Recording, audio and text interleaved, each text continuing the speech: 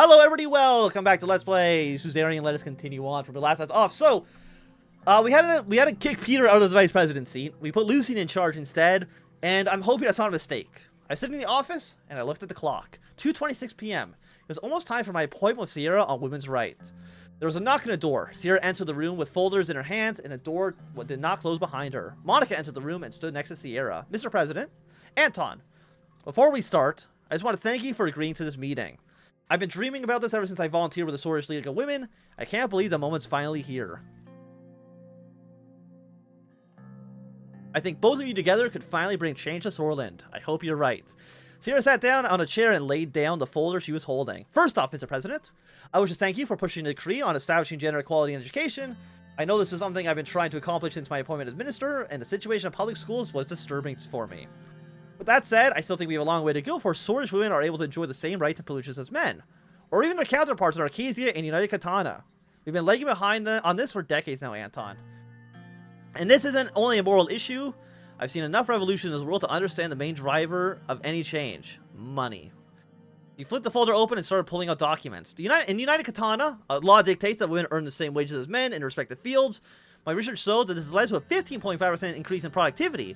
You could say this had a direct influence on their superpower status. Arcadia passed laws to ensure maternal leave, child daycare centers, and tax deduction for working families.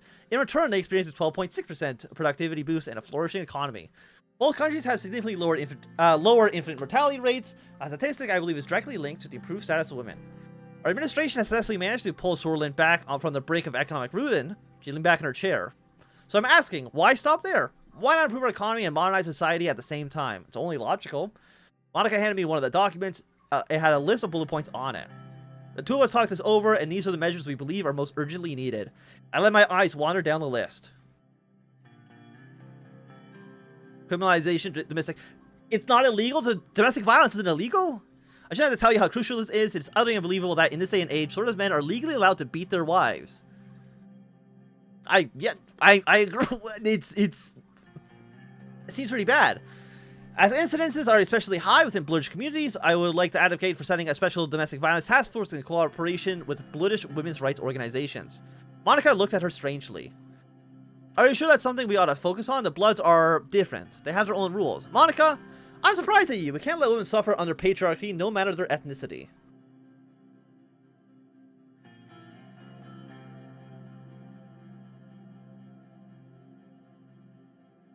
I mean, the Bloods must conform to Swordlish law. You can discuss the particulars once the law has passed. Support for working mothers. Sierra nodded. It simply isn't fair that women in the workforce are punished for having children. Remember what I told you about Janice, my friend who basically got fired for becoming pregnant?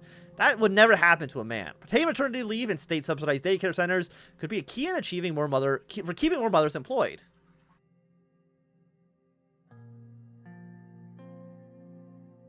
It's true, having children never hindered my career prospects.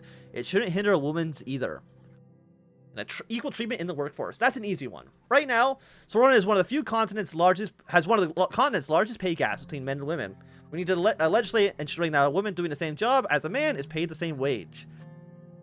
We would also introduce quotas to get more women in positions of power, in the assembly for instance, or on the board of corporations. Eventually, narrowing the pay gap is a far more pressing issue, as it would bring financial independence to countless lower income women. Sierra, we never talked about this. But I always thought it was more women in power, highest status for all women would naturally follow. Women are starving because they don't make a living wage. That's a damn sight more important than your friend Jane being passed over for a promotion.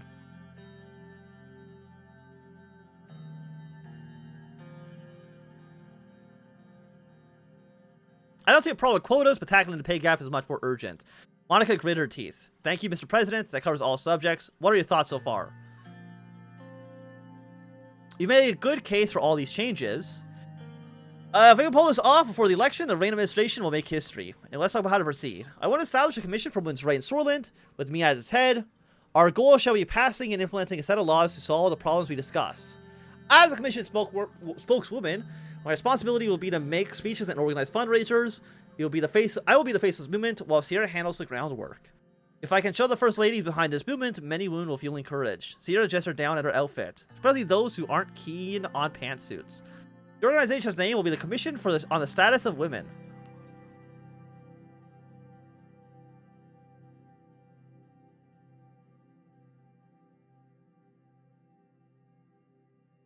It's gonna be damn hard getting those laws passed in the assembly. I know, but even a watered-down version would be better than nothing. One more thing to consider before making your decision. This could help silence any public lingering questions regarding your former vice president and the Livia Suno affair. You have a chance to be a hero. Think about Dina and her future. I hope you make the right decision. They rose their seats expectantly. It took a few minutes to think. I will approve the creation of the commission and support your bill in the assembly. Great. Amazing. You won't regret this, Mr. President. Monica turned to her. Is this all? That's all the excitement you can muster? You did it. We did it. Monica hugged Sierra. She looked uncomfortable. We still have a long way to go. I'll start gathering names for a commission tonight. Sierra started collecting her documents. She and Monica started heading down the door. Monica paused for leaving. I love you, Anton. I'll see you at home. I could hear Monica and Sierra talking silently to each other as the door closed behind them. I looked out my window over the city of Sordland. It was a clear day outside. Monica has a new update. That's fine. The Swordish League of Women Donation. The Universal Women's Rights NGO, the Swordish League of Women, was organizing a massive fundraising campaign to raise awareness in Swordish society and reach out to us personally for private donations. You know what?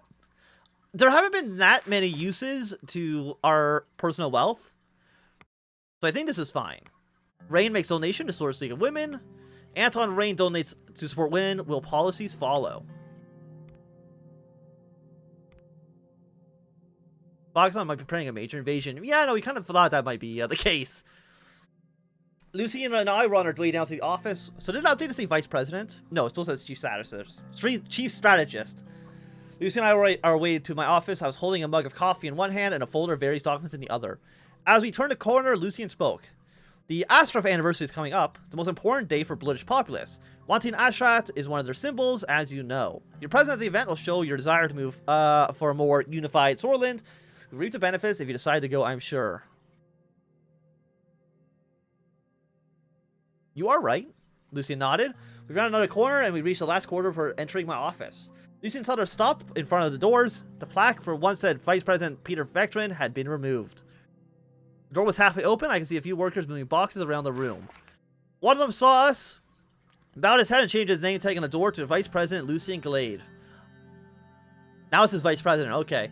Another handyman dropped a heavy-looking box on the desk. A crunching sound was heard from within. Be careful with that. Mr. President, this requires my personal attention.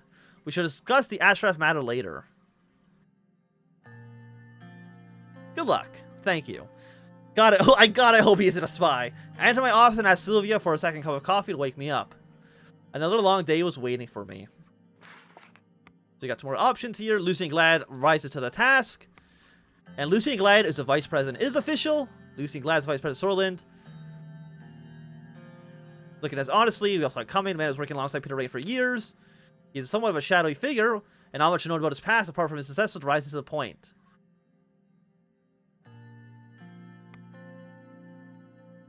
Political overview. You're my chief strategist and my vice president. Oh, he's getting a lot of shit done. What's the? Oh, it's over here. I arrived in the city of Sordland with my vice president Lucian, as an emergency meeting requested by Joseph and Lilith. I had seen reports on the recent issues that rose between the Sword's police forces and the Germandra units in the city. The report said that operation against the drug trafficking ring at Sordland failed due to miscommunication. It was not hard to guess what the meeting was going to be about. We entered the city hall and made our way to the second floor. I could hear Joseph and Lilith's voice echoing through the hall. I opened a door to the meeting room and the two ministers did not even realize. This is unacceptable. How dare the police meddle in the affairs of the Germandra? This was your men who started this ridiculousness and meddled on with the ongoing police investigation. Their voices were getting louder and louder. Rural security is my jurisdiction and your men were way outside of Sordland. Mr. Lucian, Mrs. Graff, please remain calm. What is the problem? Mr. President, Mr. Vice President, apologies, but Miss Graff here fails to understand her place. No, Mr. Lucia, you are the one who does not understand his place. If you continue to do so, you will pay for it one day. That's enough. Calm down, both of you. I'm trying really hard to stay calm, Mr. President. Miss Graff, you're pushing your boundaries. Lilith, what happened? Mr. Grazier was tasked with the investigation of a drug trafficking ring in downtown Sordland. We found the evidence of a drug stash located in the outskirts of the city. We had to act quickly and put an end to the criminals we had been watching for some time. So we immediately sent our police units to catch them and find drugs in the compound. Valencia and his Germandre did not notify us that they were also moving against the same target. As a result, criminals got away and we lost months of progress. Isn't there a line of, like, communication between you? There is, but the Ministry of Defense decided to avoid notifying the police department about this planned raid. The same can be said about you, because the report showed that you knew about the gang and their stash in the countryside. I started tapping on the table with my fingers. So how do we solve this issue so that it never happens again? I think this is the last drop. Internal security measures should be handled by the Ministry of Interior completely. We are called the Ministry of the Interior for a reason. We can't let any more screw-ups like this happen again. I agree. I want Germandre to be transferred to the Ministry of the Interior. What? Woman, are you out of your mind? Joseph turned red in anger. He composed himself after a moment. Looking at it from the perspective of improving our internal security, I agree, Miss Graff. We should reap the benefits in the long run. I also agree. Look, Mr. Glade, I know you are new to this, and there's much that you were not briefed about, but Miss Valencia, you're forgetting who I am. Ridiculous! It's absolutely ridiculous. I will hand over the Germandre to her. Out of the question. Why? Because it makes sense? Because Germandre is also part of the military structure, and it must be tied to defense. The police force don't have the right equipment to reach the cover rural areas like the Germandre does. The police force have certain units that are capable of conducting similar operations. I want to remind you about your promise, Mr. President. I remember it very well, don't you worry. This is relieving. What promise? Now that I see what's going on here. Enlighten us! What's going on here, Joseph? Let's set up this to create the incident. What proof do you have? There's no way that the police have arrived at the right time with the month-long search and the exact day and minute of the Germandre raid. This is a conspiracy theory, territory. It's very much a conspiracy theory. This kind of accusation is unheard of. It's nonsense. If I were you, I wouldn't believe a word Mr. Lencia says, Mr. President. Give my word, Mr. President. When dealing with these situations, you need to look who gets out of it. Who gets what out of it? I won't stand idle while these utterly ridiculous and base accusations. I don't have time for this. What's your decision? It makes sense. Look, Ministry of Defense, you should only be focused on, like, external threats. Germandre, you transfer the Ministry of the Interior. You're making a mistake. Thank you for being a man of your word. It was the right call to establish a modern internal security structure.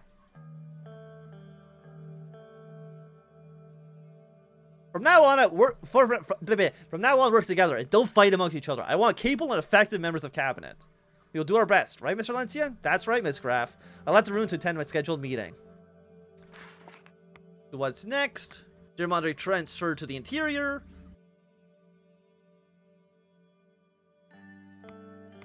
And just more stuff there. Okay. And now we got another country overview. Germandre under Interior. We strengthened the Ministry of the Interior. And we got another briefing about healthcare. And I feel like healthcare is going okay. I had a meeting scheduled with Pascal to receive the annual healthcare report. He arrived at my office with a stack of papers underneath both arms. Mr. President. He put the mountain of papers on my desk. It made a loud thud sound. I know this seems like a lot. Reviewing it shouldn't take more than a day. He measured the pile again. Or maybe two. Yeah, it sounds just great. They contain very important information about the situation of healthcare. Salary, spending, healthcare, hospital reports, whatever you like. We can go through them together. Okay, let's begin. He continued. But I don't want to bore you, so I'll quickly summarize. I breathed a quick sigh of relief as he put his reading glasses to look at the document he was holding. So you can conclude our report for the year. Thanks to the allocated funds, we have improved the healthcare of the country overall. I have used the resources to begin comprehensive health reforms. We have more patients treated, less waiting times, and higher treatment quality than years before. That's good. Under my presidency, I want Swords people to have the best healthcare service they can get.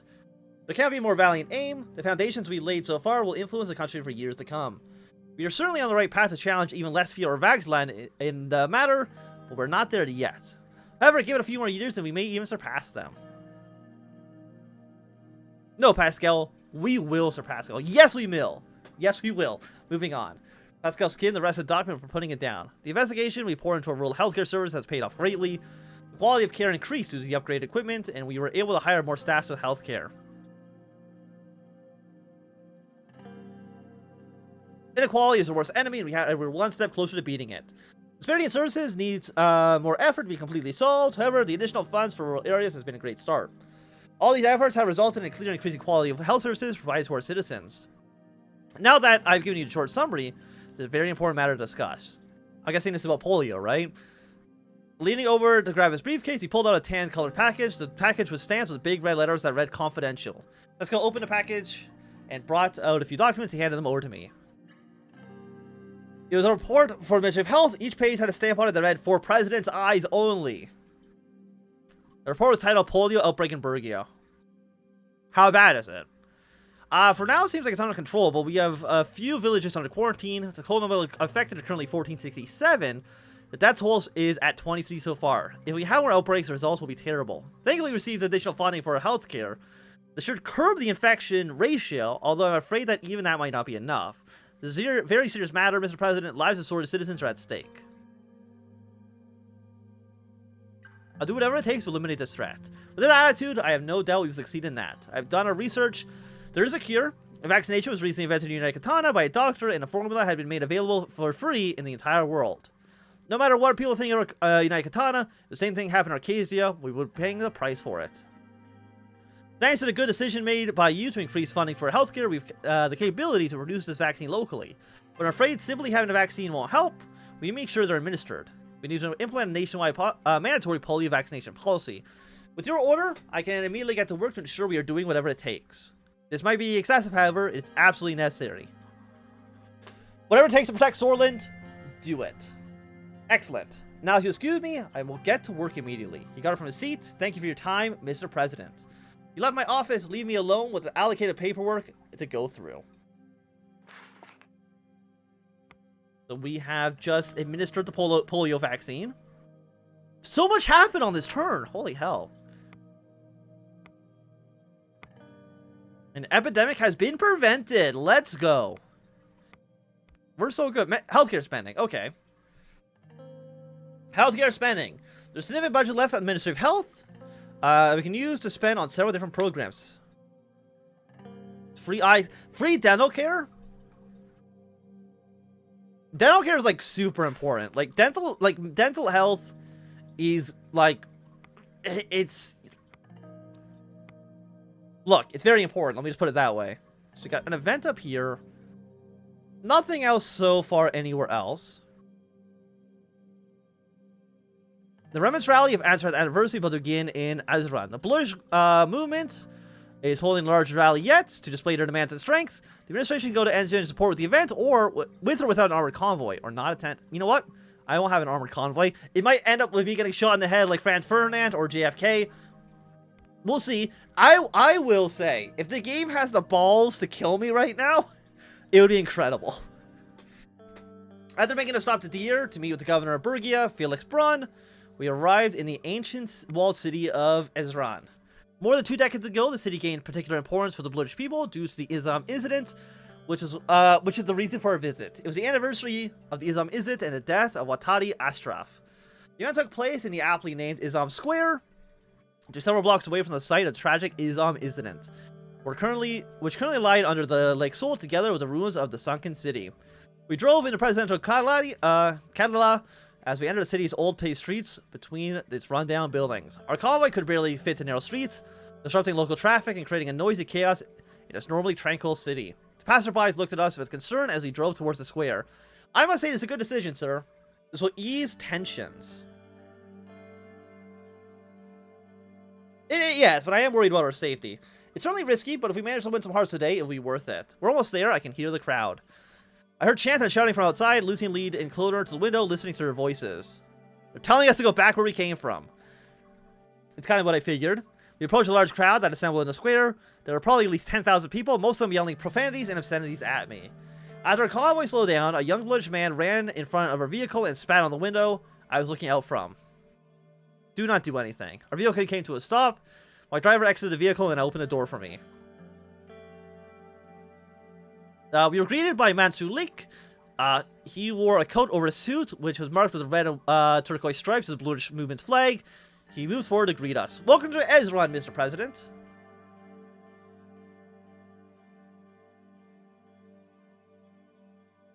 Shake his hand. Mr. Leek. Mr. Glade, welcome. Shall we move to the sanctuary then? Let's go. We started making our way towards the Anthnwam sanctuary, where we stood at the end of one square. It's a much smaller replica of the Arch Sanctuary in Deir. This building is emanated a mystical aura due to its age and its blackened walls. We entered the building through the ornamented large metal gates. As we walked, the noise of the crowd started to fade out. Everyone started to get quiet for the ceremony. Thousands of candles were burning inside of the sanctuary, one for each person that died in Izzam. The red candle at the center was for Wati Ashraf. Do I know who that is? Okay, just someone who died in a protest. Monsoon gestured towards the candles. Pick up a candle. I pick up one of the candles. He picked up the candle of Ashraf and started walking out. Many others followed suit, including us. The atmosphere outside was completely changed. The crowd was now completely silent. We slowly walked towards Ashraf's grave. On the way, hundreds of people joined with us. Someone from the crowd shouted at me, breaking the silence. "Don't mock the dead, you racist dog. You're defiling that candle with your hands." I kept walking and ignored the man. When we arrived, he pointed at a huge standing torch. Like, if you were to send security to break up this, like, this, like, important ceremony, that's definitely going to backfire.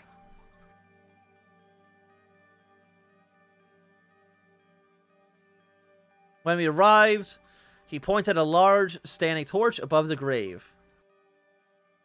Light the torch together with Monsoon. We lit the torch together. I turned around and realized the sheer amount of people that were following us. They were all looking at me, waiting to hear what I would say.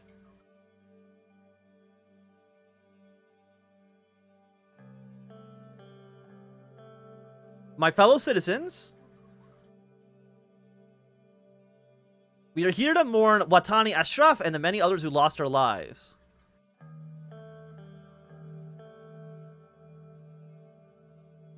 These were brave men and women who only want to protect their lands.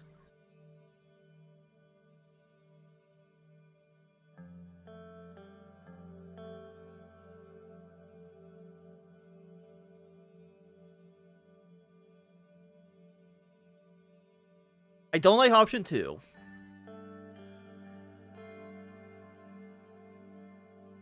Despite the attempts to divide us, the people will stand as one. We are sword. We are blood. We will be united under one flag. An old man from the crowd yelled, "Your flag, your nation." Shit! Let me finish. I should have said that. I thought I was going to let him finish.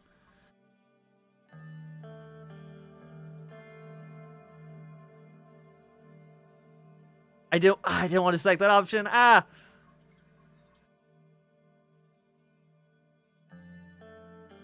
We must always stay together in face of adversity against all odds.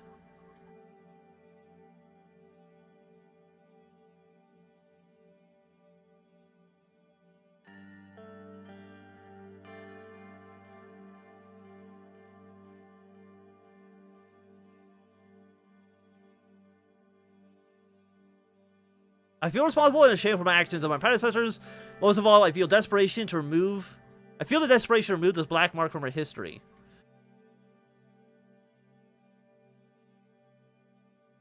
I need help from each and every one of you to make this country a better place for everyone. Are you with me? There was no reaction from the crowd, only silence. Monsoon leans in closer to me. I mean, not getting booed is a good option, is a good outcome, I think. I must admit, Mr. President, it was a good speech. I just hope the crowd thinks the same. He extended his hands. Instead of going for the handshake, I spread out my arms and hugged him. Suddenly, the whole crowd started clapping. Thank you, Mr. President. I don't know if any of this really makes a difference after what you have done against... I don't know if any of this makes a difference after what you have done against the British people. Still, you came here to Anthnwam on the anniversary of the Izzam incident. That's a good start. Lucy rushed to the army. Sir, it's time to go. We started making our way back to the convoy. Well done, sir. This will prove very useful in the upcoming elections.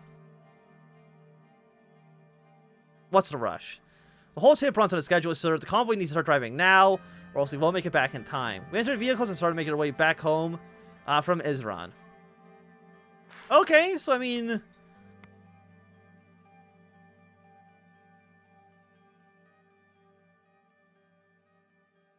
Okay, so I mean, people seem to be okay with it, which is nice. But I think that at least for right now is going to be a good time for us to end this video. So thanks everybody for watching. My name is Anthnwam. If you've enjoyed, remember to thumbs up. Not enjoy, click thumbs down. You want to see more, subscribe, and goodbye.